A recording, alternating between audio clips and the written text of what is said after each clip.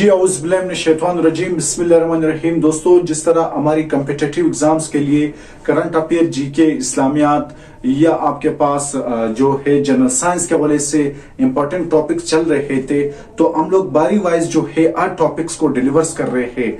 चाहे जीके के लिहाज से हो, हर चीज को हम लोग सबसे पहले सब्जेक्टिव वाइज पढ़ते हैं, क्योंकि सब्जेक्टिव वाइज जब आप पढ़ोगे तो आपको ऑब्जेक्टिव वाइज खुद ब खुद समझ आ जाएगा। इस तरह एक लर्नर्स वाला ये नहीं है।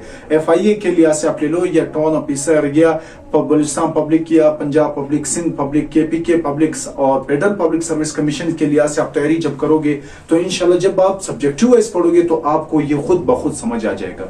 जो इंपॉर्टेंट टॉपिक्स हमने लिया है वो है यूरोपियन यूनियन। कौन सा यूरोपियन यूनियन हमने लिया है कि यूरोपियन यूनियन है क्या। अब इस तरह नहीं बताऊंगा कि यूरोपियन यूनियन के अंदर ये कंट्रीज है। यूरोपियन यूनियन जो है कब बना है, 1993 यानी 1992 या 1993 के अंदर बना है। इसके अंदर ये कंट्रीज है, इसका हेडक्वार्टर इधर है। बस ये नहीं है स्टडी, नहीं इसे आप क्लियर कर सकते हो। कोई भी आपके पास टॉपिक आपको क्लियर कर सकते हो। तो आइए सबसे पहले पढ़ते हैं यूरोपियन यूनियन।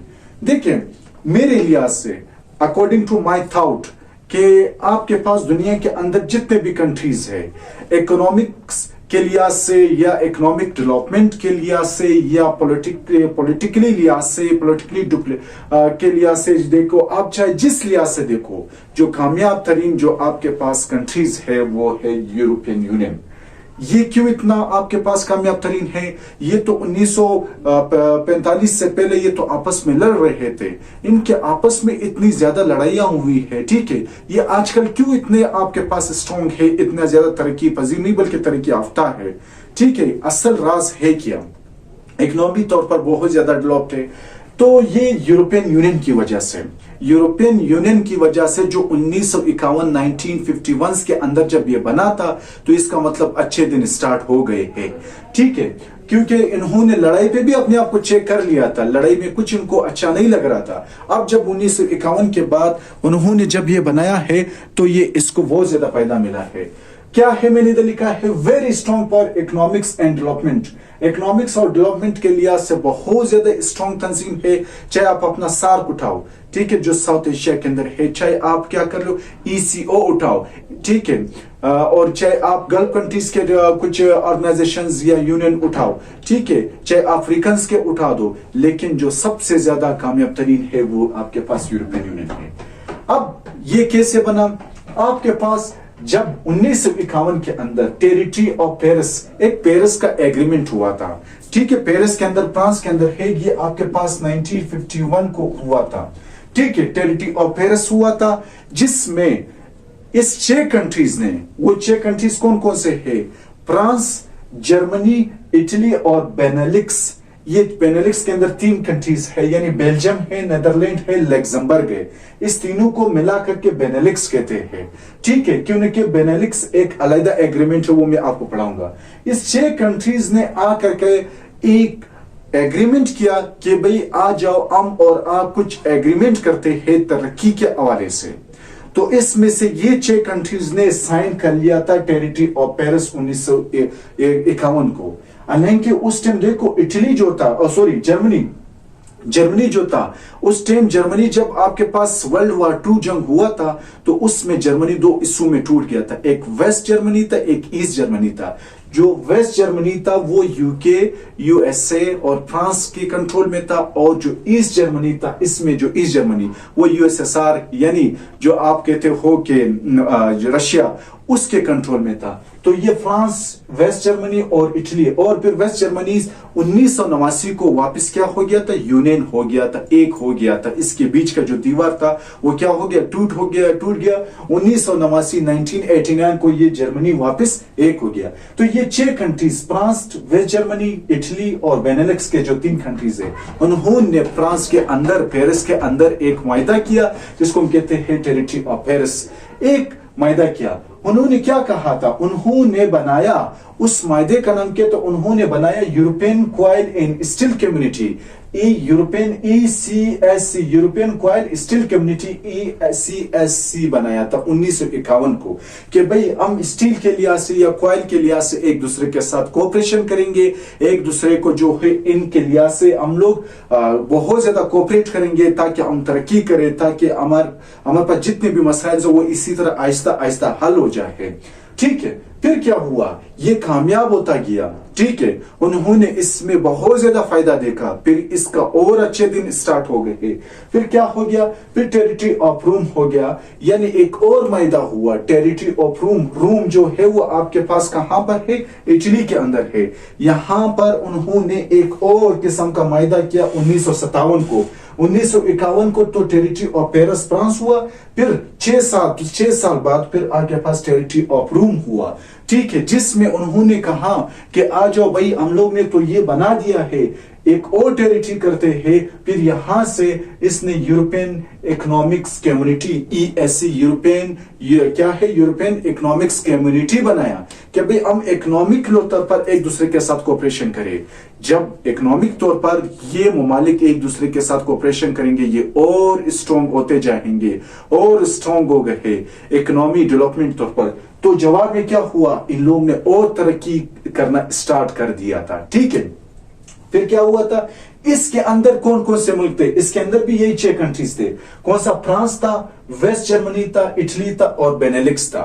ये बेनेलिक्स क्या है, हमने कहा 1944 को, कब, 1944 को 1944 को एक एग्रीमेंट हुआ था इस चेस का, इसका किस कंट्रीज का, बेनेलिक्स का, जिसमें आपके पास बेल्जियम था, नीदरलैंड था और लग्जमबर्ग था।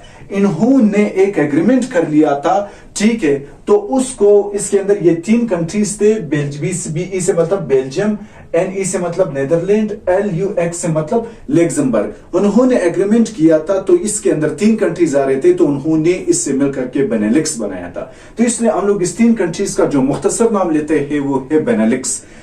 तो फिर जब आपके पास यूरोपियन इकोनॉमिक्स कम्युनिटी फिर इससे बन गया, तो इसके अंदर फ्रांस, वेस्ट जर्मनी, इटली और बेनेलिक्स, इन 6 कंट्रीज ने इसके अंदर हिस्सा लिया था। उस टाइम भी वेस्ट जर्मनी था। तो फिर क्यों ये और कामयाब हो गया, क्या हो गया, पहले आपके पास स्टील्स और कॉइल के लिहाज से इनका कोऑपरेशन था, अब इकोनॉमी के लिहाज से इन दूसरों का कोऑपरेशन है। ठीक है, फिर क्या हुआ, जब ये और तरक्की होता गया, लोगों ने जो कंट्रीज थे उन्होंने इसके अंदर पार्टिसिपेशन यानी हिस्सेदार इसके होते गए। 1972 से या पता नहीं 1971 को इस तरह जो आपका जो यूके था, जिसको हम लोग कहते हैं यूके, उन्होंने भी इसके अंदर पार्टिसिपेशन ले लिया 1971-72 को। फिर उन्होंने क्या किया, आखिरकार में 1992 को एक मैनचेस्टर नीदरलैंड के अंदर एक और टेरिटरी किया, एक और एग्रीमेंट किया, जिसका नाम है द टेरिटरी ऑफ मैस्ट्रेट। नीदरलैंड के अंदर एक शहर है मैस्ट्रेट के अंदर, उन्होंने एक एग्रीमेंट किया कि भाई इन दोनों को मिलाकर के, किस दोनों को मिलाकर के, एक ESC और ESC, इन दोनों को मिलाकर के हम लोग EU बनाते हैं। क्या, EU से मतलब यूरोपियन यूनियन बनाते हैं। ठीक है, तो इसलिए हम लोग कहते हैं यूरोपियन यूनियन का जो डेज है, जो आपके पास गूगल में दिखा रहे हैं, नवंबर 1993 को, लेकिन असली तौर पर हम लोग इसकी जो डे बनाते हैं वो 1992 को बना लेते हैं। ठीक है, लेकिन जो आपके पास गूगल में दिया है नवंबर 1993 दिया हुआ है। ठीक है, इनका जब यूरोपियन यूनियन 1992 में ये आपके पास इस दोनों को मिला करके यूरोपियन यूनियन बनाया गया, इसका हेडक्वार्टर कौन सा था, ब्रसेल्स यानी बेल्जियम था। कौन सा, ब्रसेल्स बेल्जियम था। अच्छा, इसका जो स्टार्टिंग में जब ब्रेक्जिट नहीं हुआ था, ब्रेक्जिट क्या है मैं बता दूंगा। पहले इसके 27 कंट्रीज थे। जब 2020 के अंदर यूरोप का जो एक कंट्रीज है, यूके, यूनाइटेड किंगडम, इंग्लैंड जिसको कहते हैं, उन्होंने कहा था कि भाई मैं इससे निकलूंगा। वो 2020 को क्या हुआ था, 2020 को वो निकल गया। ब्रेक्जिट यानी द एग्जिट ऑफ ब्रिटिश, यानी जो द एग्जिट ऑफ यूके, इसको हम लोग क्या कहते हैं, इसको हम लोग कहते हैं ब्रेक्सिट। फिर इसके 27 कंट्रीज बन गए। आजकल इसके कितने कंट्रीज है, 27 मेंबर्स है इसके अंदर। ऐसे यूरोप के अंदर 44 कंट्रीज है। अल्बानिया इसके अंदर मुस्लिम कंट्रीज है, और इसी तरह तुर्की हो गया, अल्बानिया वगैरह हो गया। ठीक है, तो उससे क्या हो गया, निकल गया था। कौन, आपके पास 2020 में कौन निकल गया, ब्रिटिश निकल गया। अच्छा, इस 27 कंट्रीज के अंदर, ऐसे यूरोप के अंदर 44 कंट्रीज है, याद रख लेना। तो फिर इस 27 कंट्रीज के अंदर जो 19 कंट्रीज है, 19 कंट्रीज के अंदर उन्होंने अपना एक अलैदा क्या बनाया, एक अलैदा करेंसी बनाया जिसका नाम है एरो। इसका नाम क्या है? एरो जिसको कहते हैं, ठीक है। एरो एक करेंसी बनाया, वो है लिखा है। उस करेंसी वो कितने मुल्कों का है? वो 19 ममालिक का है। वो 19 ममालिक कौन सा है? आपके पास है Belgium, Estonia, Finland, France, Germany, Greece, ठीक है, Ireland, Italy, Estonia, Lithuania, Luxembourg, Malta, Netherlands, Portugal और स्पेन हो गया, स्लोवाकिया हो गया, स्लोवेनिया हो गया और लास्ट में जो है साइप्रस। ये 19 कंट्रीज के अंदर एरो चलता है, ठीक है। याद रख लेना, इस 19 कंट्रीज के अंदर एरोस चलता है। बकाया जो 19 के बाद तकरीबन 8-7 कंट्रीज बन जाते हैं, उसके अपना उसका करेंसी है। बकाया इस यूरोपियन यूनियन का जो 19 कंट्रीज है उसके अंदर एरोस पाया जाता है, यानी एरोस करेंसी को वो चलाते हैं, ट्रेड करते हैं।